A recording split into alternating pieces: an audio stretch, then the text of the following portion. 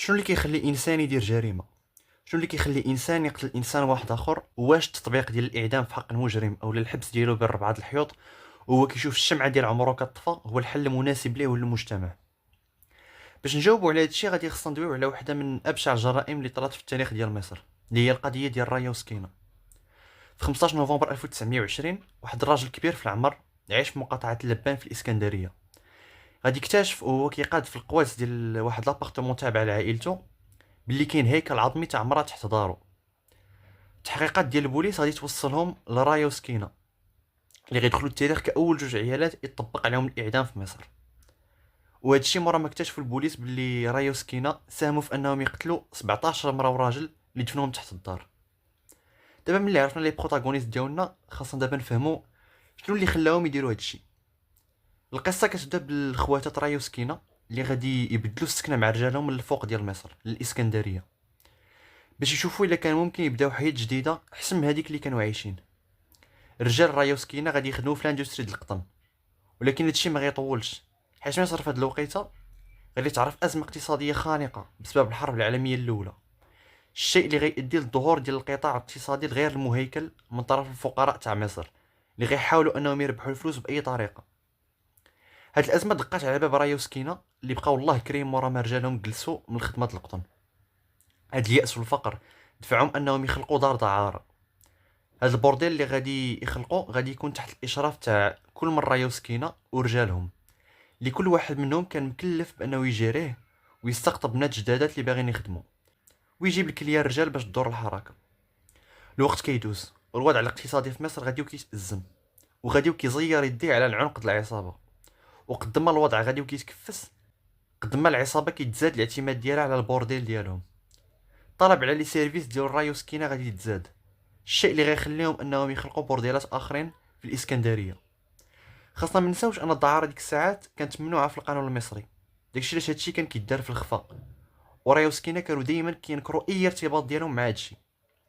الحرب العالميه الاولى غادي تسالي وغادي تنطلق الثوره المصريه في 1919، وبسبب هاد جوج ايفنتس غادي يتأزم الاقتصاد المصري وغيتأزم البيزنس ديال رايا وسكينه اللي تحطوا في واحد الموقف حرج. هادشي غادي يزرع الفكره ديال ان العصابه خاصها دوز للنكست ليفل اللي هو انهم يبداو يقتلوا في عباد الله. الخطه كانت كالتالي: رايا وسكينه كيتصاحبوا ويتعاشروا مع شي مرا لاباس عليها، كيجيبوها لدارهم ومن بعد حسب الله وعبد العال اللي هما رجال رايا وسكينه كيقجوا المرا حتى كتموت وكياخذوا لها الذهب والمجوهرات اللي كتكون لابسه، ومن بعد كيدفنوها تحت الارض ديال الدار. هنا كتسالي القصه ديال رايا وسكينه، ومن بعد هادشي كامل نقدروا نفهموا واحد الحاجه اللي هي انه اللي خلى هاد العصابه دير ما دارت ماشي غير الفقر ولكن حتى الياس. شنو هو الياس؟ الياس هو فاش كيتقادى فيك الامل، ما كيبقاش يبان لك مخرج من المتاهه اللي انت طايح فيها، كيولي جبل د المشاكل اللي قدامك مستحيل انك تطلقوا. رايا وسكينه كان ممكن كل نهار انهم يموتوا بالجوع، اضافه لهذا الشيء هو ان ولادهم الصغار كان ممكن انهم يتشردوا او يموتوا بالجوع. رايا وسكينه كانوا يائسات، وفي الياس الشيطان هو الوحيد اللي كيمد لك يدو باش يعاونك. واحد الحاجه خاصني نوضحها هي بيان سور اخلاقيا هادشي اللي دارت هاد العصابه راه ما مقبولش، ولكن كون كنتي انت او انت اللي في هذا الموقف واش كنتي غادي دير نفس الحاجه اللي داروا او لا؟ حط راسك في الظروف ديالهم، واش كنتي غادي تستسلم للياس ديالك او لا؟ من هنا كيبان لنا باللي الحل باش تتعامل مع المجرم هو انك تفهم شنو اللي خلاه ياس حتى لديك الدرجه باش يدير داكشي اللي دار. وربما احسن واحد كيفهم العقل الاجرامي هو الشخصيه ديال باتمان، وماشي غير كيفهم بل كيتفهم الظروف اللي وصلت المجرم للقاع الخابيه. يقدر يجيك لو فات انني جبت باتمان في هادشي شي حاجه مبرهشه، ولكن راه في الراي ديالي باتمان هو من اكثر الشخصيات تعقيدا فلسفيا ونفسيا اللي دازوا في التاريخ الفيكسيون. والافلام اللي كتعرف تناقش هذا البعد ديالو ما كيتعتبروش غير افلام سوبر هيرو مزيانين، بل افلام من العيار الثقيل اللي كتكون عندها حبكه دراميه وكاركتر اركس متقونين.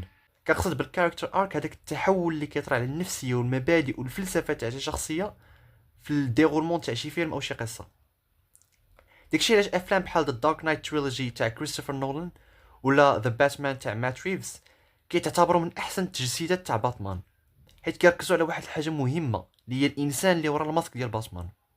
هذاك الانسان المجروح المكسور اللي قلبه كله سيكاتريسات، هذاك الانسان اللي هز عقد نفسيه كثيره خلاته يلبس الكوستيم تاع فارس ديال الليل وكيحاول قدر الامكان انه يدير الخير، ربما داكشي يداوي الجراح اللي هز.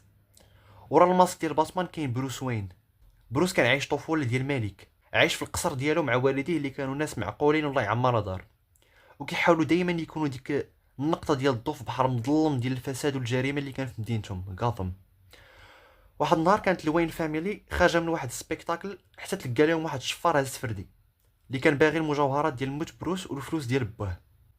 الوضع غادي يتكهرب، عندك الشفار من جهه اللي هز فردي وعينيه مخلط فيهم الخوف مع الحزن، وعندك باش بروس اللي كيحاول يهدئ من الوضع. هذا الضغط سالب الشفار اللي غيتيري في باش بروس امه. الشفار غيهرب، بروس غادي يطيح على ركابيه وهو كيشوف داكشي اللي قدامه. هذه نقطه مفصليه في الكاركتر ارك ديال بروس، حيت بالنسبه ليا ماشي غير والديه اللي ماتوا، ولكن راه هذا الحدث كيماركي الموت المجازيه ديال بروس اللي غيعوضوا باتمان. بروس هنا غيتوعد انه غادي ينتقم من والديه، وما غادي يخلي حتى دري يعيش داكشي اللي عاشو هو في صغرو. بروس غادي يكبر وغادي يكرس حياته كامله لانه غادي يعاقب الشوارع على الجرائم ديالهم. صورة باتمان غادي ترتبط في عقل غاثم بهذاك الشيطان اللي كيخرج في الليل، الشيطان اللي مسكن الرعب في القلب ديال المجرمين. باتمان غيولي رمز ماشي ديال العداله ولكن ديال الانتقام، وهاد الديستانكسيون بين العداله والانتقام في عقل باتمان راه مهمه بزاف، حيت بروس هنا راه ما فاهمش شنو اللي مخلي المجرم مجرم. بعباره اخرى، بروس ما مسوقش للظروف الكارثيه اللي دفعت الانسان يوصل لهذا الياس ديال انه يقتل او يشفر واحد اخر. واحد الحاجه مهمه خاصنا ندويو عليها هي القواعد الذهبيه ديال باتمان. القاعده الاولى هي ان باتمان ما كيستعملش الفراده. هنا كيبان لك باللي هذاك الدري الصغير اللي شاف والديه كيموتوا قدامه في واحد الزنيقه مازال مخلي الاثر ديالو في بروس. القاعده الثانيه، باتمان ما كيقتلش. في هذه المرحله اللي هو فيها كنظن انه ما كيقتلش ماشي حيت كيتعاطف مع ظروف المجرمين، ولكن حيت الموت ديال والديه بسبب عنف عشوائي خلاته يخاف انه يتحول داكشي اللي كرهو، خاف منه حياته كامله، خايف انه يولي المجرم اللي قتل ليه والديه. بروس غادي يخصص حياته كامله لمشروع الانتقام الليلي ديالو. بروس غادي يولي انسان بارد كئيب وانعزالي، معنى الحياه ديالو هو باتمان، الغايه من الوجود ديالو هي الانتقام. بروس قدامه طريق طويله باش يبرم لي تخوما ديالو، واول حاجه فيقاتو من هاد الكويست الانتقاميه هي فاش شاف التاثير ديال ذا ريدلر على غاثم. ذا ريدلر هو الشرير ديال الفيلم، وهنا بان الذكاء ديال مات ريفز كمخرج في فيلم ذا باتمان، لانه قدر يربط بين الباك ستوري ديال ذا ريدلر والباك ستوري ديال بروس. ذا ريدلر بحال بروس كبر يتيم، غير هو خلافا لبروس اللي كبر في قصر. ذا ريدلر كبر في ميتم اللي كانوا الدراري والبنات فيه كيموتوا بالبرد، وكانوا الفيران كيعضوا صباع الرجلين ديال الدراري تماك. ذا ريدلر كبر بواحد الحقد دافين لكاع المسؤولين السياسيين اللي تحت فيهم ما فكر انه يشوف من حال الدراري اللي في الميتم. ذا ريدلر توعد انه غادي ينتقم لراسو والدراري اللي كبروا معاه في الميتم، اللي كيشوف انهم كيتعتبروا نو باريز، نكرات. كنظن بلي اللمسه ديال مات ريفز بدات كتبان كيفاش قدر انه يرسم باراليلز بين باتمان وذا ريدلر اللي بجوجهم او ديبار موتيفاهم الانتقام. ذا ريدلر غادي يبدا في سلسله ديال الاغتيالات ديال بزاف ديال المسؤولين السياسيين، وكل جريمه ابشع من الاخرى، وكيخلي الباتمان الغاز في مسرح الجريمه باش يحاول يحلهم، ستيل ديال قاتل الزودياك. هاد الوحشيه تاع ذا ريدلر غادي تخليه يجمع واحد العدد ديال الناس اللي مقتنعين بلا ميثود الانتقاميه ديالو. ذا ريدلر غادي يجندهم ويسلحهم في محاوله منه انه يغرق المدينه كامله بالماء، انتقاما من كاع المواطنين اللي ما تعاطفوش معاه. في المعركه الاخرى بين باتمان والجنود تاع ذا ريدلر اللي كانوا لابسين بحال الزعيم ديالهم، الشيء اللي كيأكد التشبع ديالهم بالفكر الانتقامي ديالو، باتمان مورا ما غادي يتيري في احد الجنود بواحد الشوتكان كان غادي يفقد الوعي، حتى انجكتا في راسو واحد الجرعه اللي خلاتو يتلح هذاك الجندي ويضربو بكل وحشيه حتى كان غيقتلو كل ما تدخلوش الحلفاء ديال باتمان. الجندي فاش سولوه شكون هو بدا كيضحك وقال لهم اي ام فينجنس. هنا باتمان غادي يفهم باللي الانتقام ما خاصش يكون هو الحاجه اللي كتحركو. ها هي الرغبه ديال الانتقام اللي كان كيدكا في عروقو خلقات لينا متطرف مستعد يقتل ويتقتل في سبيل الانتقام. باتمان فهم باللي خاصو يتحول من رمز انتقام لرمز امل، رمز كيعطي الامل للناس باللي غدا يقدر يكون حسن. وهذا الامل ما غاديش يعطيه باتمان غير للمستضعفين، بل خصوصا للمجرمين اللي دابا غادي يولي عندهم امل في ريوسهم في انهم يبدلوا الطريق اللي فيها. كنظن باللي من هنا باتمان غادي يتبدل ليه السبب علاش ما كيقتلش. دابا باتمان ما غيقتلش حيت فهم باللي المجرم ما هو الا انسان داز من ظروف قاهره اللي ردات منه وحش.